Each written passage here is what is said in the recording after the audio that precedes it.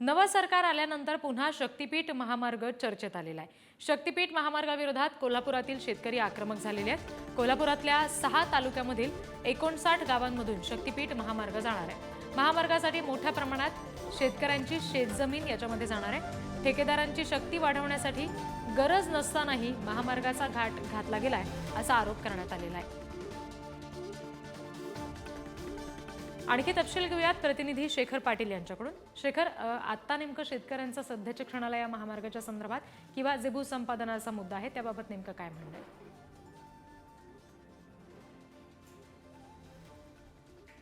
रिद्धी, या संपूर्ण शेतकऱ्यांचा विरोध जो आहे तो कायमच कोल्हापूर जिल्ह्यामध्ये पाहायला मिळतोय। विशेष करून नुकतेच आता मंत्रिपदाची शपथ घेतलेले हसन मुश्रीफ यांनी सुद्धा वारंवार या संदर्भात विरोध जो आहे तो केला होता। मात्र आता फडणवीस सरकारचा हा एक महत्त्वाकांक्षी असा पद्धतीचा प्रोजेक्ट आहे, प्रकल्प आहे।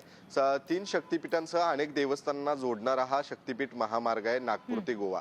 खरं तर या महामार्गाला जवळपास 86,000 कोटी रुपये खर्च जो आहे तो होणार आहे आणि जवळपास 27,000हून अधिक एकर जमीन जी आहे ती या ठिकाणी या शक्तिपीठ महामार्गासाठी लागणार आहे आणि म्हणूनच 12 जिल्ह्यातील शेतकऱ्यांचा विरोध त्या ठिकाणी पाहायला मिळत होता आणि विशेष करून कोल्हापूर जिल्ह्यामध्ये जास्त शेतकऱ्यांचा विरोध या ठिकाणी होता। मात्र हे सगळं होत असताना हसन मुश्रीफ ज्यांनी आता मंत्रिपदाची शपथ घेतलेली आहे त्यांची नेमकी भूमिका या संदर्भातली काय असणार आहे हे पाहणं गरजेचं आहे। कारण काही दिवसांपूर्वीच मुख्यमंत्री पदाची शपथ घेतल्यानंतर देवेंद्र फडणवीस यांनी कोल्हापूरचा विरोध जो आहे तो या शक्तिपीठ महामार्गाला अशा पद्धतीची माहिती जी आहे ती दिली होती। इतर जिल्ह्यांच्या शेतकऱ्यांशी आम्ही बातचीत केलेली आहे, मात्र कोल्हापूरचा विरोध आहे आणि हा विरोध कशा पद्धतीने पुढे शमवण्यामध्ये त्यांना प्रयत्न करणार आहेत, कशा पद्धतीने त्यांना यश मिळणार आहे हे देखील पाहणं गरजेचं आहे। तर दुसरीकडे प्रकाश आंबेडकर हे राधानगरी विधानसभा मतदारसंघाचे आमदार आहेत आणि त्यांनी देखील मंत्रिपदाची शपथ घेतलेली आहे। त्यांच्या देखील मतदारसंघातून हा शक्तिपीठ महामार्ग जाणार आहे। त्यामुळे कोल्हापुरातल्या 2 मंत्र्यांच्या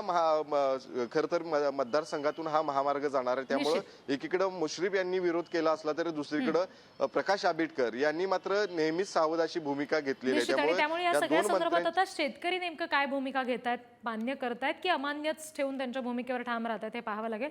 धन्यवाद शेखर तपशिलांसाठी।